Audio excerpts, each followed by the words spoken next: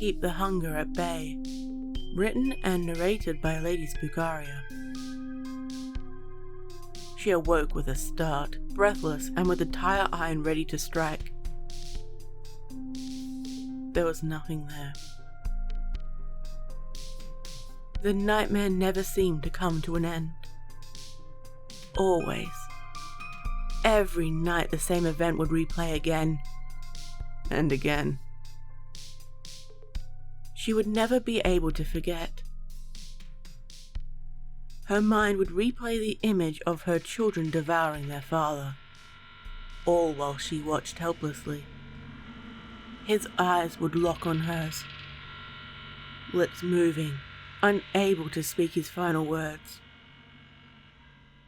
And the sight of her children now finished, wandering into the night with their devouring mouths, demanding hands, and a hunger that would never end.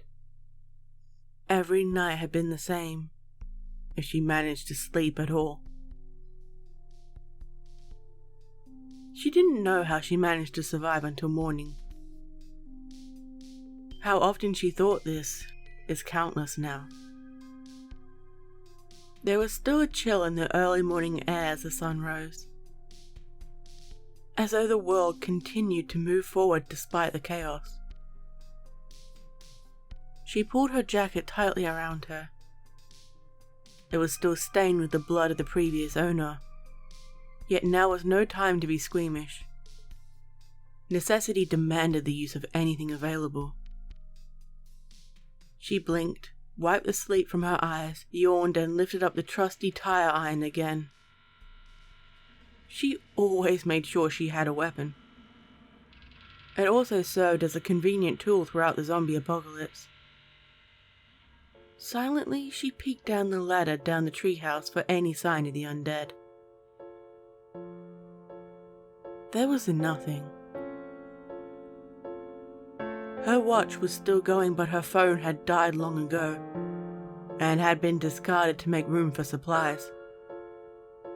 It was hard to say how long it had been. Given the way the world around her had begun to break down, she'd always assumed it had been a month, maybe 2 at the most.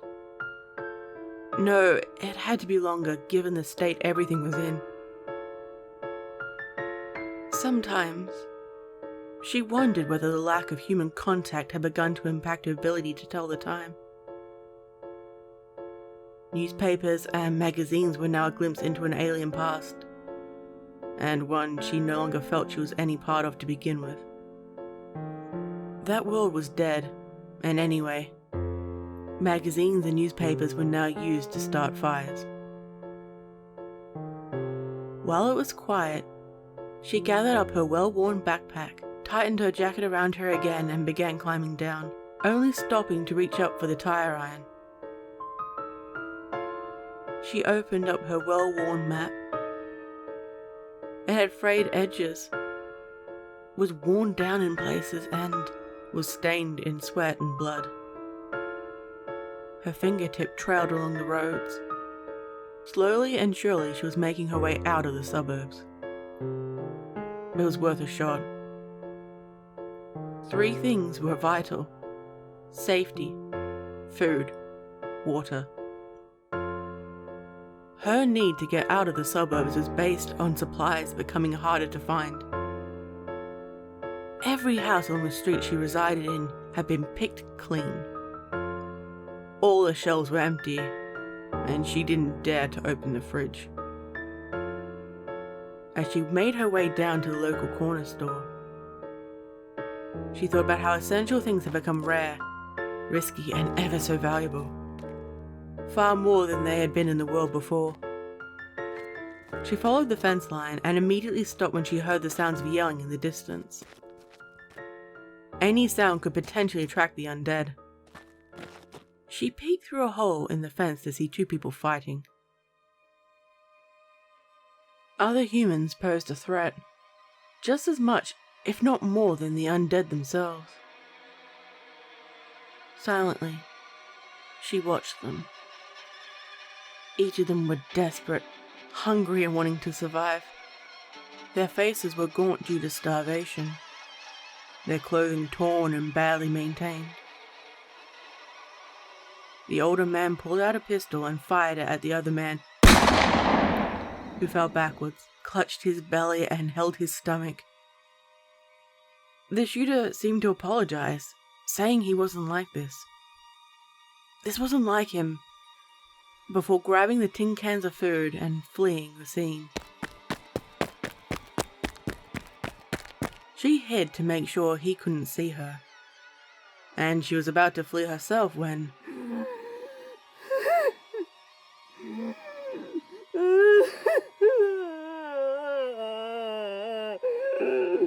The sobs of the wounded man had begun to attract the shambling dead.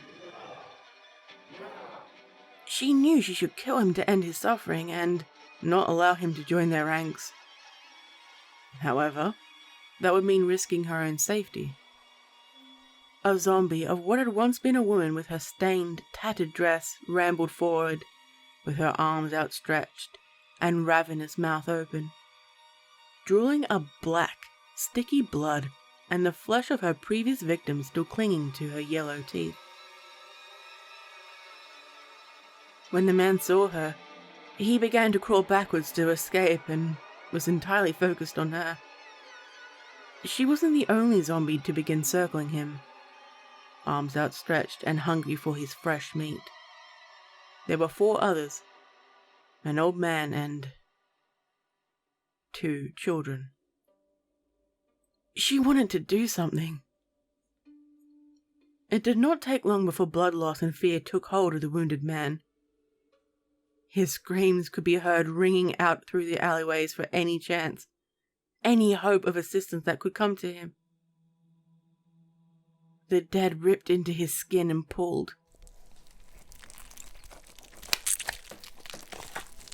breaking bone, sinking their mouths into his still living flesh as they began their feast. There was nothing more she could do. It wasn't the first time she sat back and let someone else die.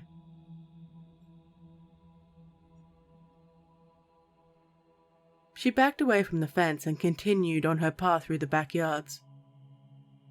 There were signs of old habitation, broken and weathered toys, overgrown plants, and signs that they had tried to survive in the new world. Defenses, makeshift devices to gather and store water. She filled up one of her water bottles with water. It was filthy. The water was brown. The source of water was beginning to dry out. She tapped the side, sighed, and sealed the bottle. It would need to be boiled and treated later. She continued her way and saw, written in paint on the wall, were the markings of someone writing down the days.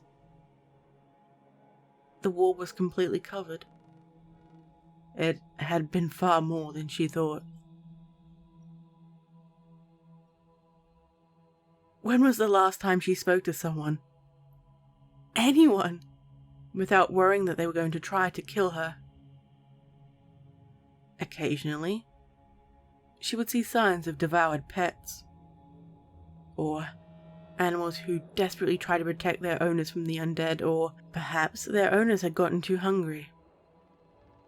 Chewed and cooked bones were a frequent sight, and many dogs had become vicious, savage, feral, and waiting to attack humans for a chance of a meal. Thus far, she hadn't seen any zombie dogs or any other mutated animals. A blessing, at least. She stopped dead in her tracks when she heard growling.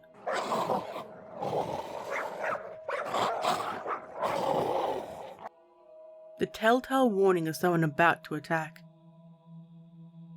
It didn't sound like the typical undead growl. She looked into a cage and saw a chained German shepherd snarling at an approaching zombie child. The zombie hadn't seen her yet. Perhaps it was a longing for companionship, guilt, or a hidden sense of judgment. She lifted the tire iron and brought it down the zombie child's head. The dried, blackened blood squirted upwards and the undead fell limp to the ground. The dog was backed up between the doghouse and the nearby fence. It was darker than the others, surprisingly in healthy condition, and stained with dried blood. Clearly not the canines. Its back was arched, teeth bared, but defensive rather than hostile. A part of her debated killing the dog humanely, but... Hey, shh, it's okay. The dog growled louder in response. No, she said, lowered the bloodied tire iron to a resting position. But she was still uneasy about dropping it altogether. She rummaged around in her pocket, the remnant of an energy bar she found, and showed the dog before tossing it over. Her stomach growled heavily at the sight. She didn't know when her next meal was going to come. The dog sniffed at it and gobbled it up, hungry, and she watched, briefly regretting the loss of food. It could have been the last bit of food she would have for a long time. She opened her bottle of water, poured some into the incredibly dry dog bowl, and waited for the dog to drink. It didn't take long. It approached and lapped up as much water as it could. Timidly, she extended her hand and let the dog sniff it. A part of her imagined the teeth sinking into her hand. However, it licked her hand and she breathed a sigh of relief. Okay, I'm gonna let you go, okay? I'm sorry, I just can't look after you. The dog stared up at her, listened to her words and tilted its head to the side. Both woman and beast turned when they thought they heard a stick break. There was nothing there. No signs of further movement. There was a disturbing and telltale aroma that filled the area. Death hung in the air. There are remains of human bones with rotting flesh and torn clothing nearby. The bones had become bleached in the sunlight, and they showed signs that they had been gnawed on by the hungry dog. Considering the fate of the world, she had no doubts that the dog had eaten them to survive. And, to be fair, so had she. Her eyes met the dog once more. I can barely feed myself, and I'm sorry. You need someone who can make sure you can get food and be cared for. It wouldn't be fair for you to come with me. I'm sorry. I'd like to take you with me, though. The truth is, I could do with the company. She said, unhooked the heavy chain and let it fall to the ground with a thud. She felt the dog's fur around the neck where the collar had dug into its skin, loosened it and let it drop to the ground. It was oddly silent. She made an impulsive decision. Hey, come, but you need to listen to me. No randomly barking, no running off, she said, ruffled the dog's neck and smiled. A brief remainder of humanity returned to her, and she gestured for the dog to follow her. It was strange. She couldn't understand why the dog was still so well fed. Shouldn't it have starved or been eaten a long time ago? She thought to herself. However, the pair made their way to the treehouse, their home away from home. With a groan, she managed to lift the dog up. It didn't help her, and she didn't want to name it. The company had been pleasant. She set up a makeshift spike trap to ensure any zombies would be trapped, and give her some time to dispatch them. With her hand resting on the dog, she pulled out the well-worn map and looked down the road. With any luck, it wouldn't take long, but it meant she would need to go down the highway.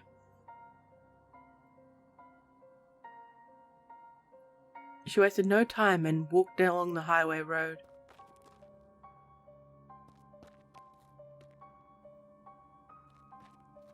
There were multiple cars. Some had been burnt out or showed signs of car crashes when the world fell apart. Every so often, she would peek inside the car windows to see if she could find any supplies.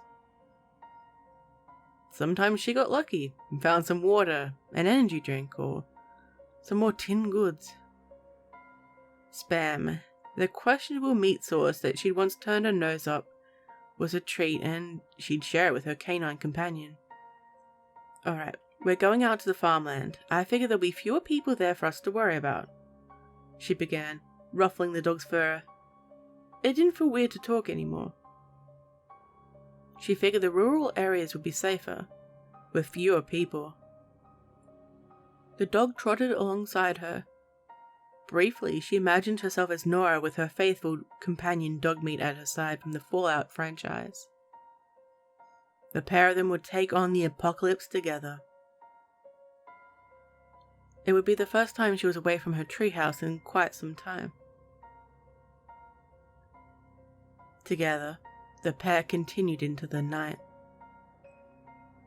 However, she did not see that she was being watched, nor that she'd been tracked for some time now. He had been tracking her for months, watching her since her family had been destroyed and kept to the shadows. He stared at her in confusion, pity, and a hint of remorse. He doubted she would recognize him now. He barely did. Why was she spending so much time talking to herself? There was no dog. At least, none that was alive. I hope you enjoyed that, my little spooklings. It is a continuation from a zombie story I wrote before, and let me know if you want part 3. Don't forget to stab the like button if you enjoyed it, subscribe if you haven't already, and check out my social media. This video was made with the support of my patrons. If you wish to become one, the link is in the description below. Check out this voodoo doll I commissioned from Fleshwad. Isn't it cute? Stay safe, my little spooklings. And remember, I'll be watching you.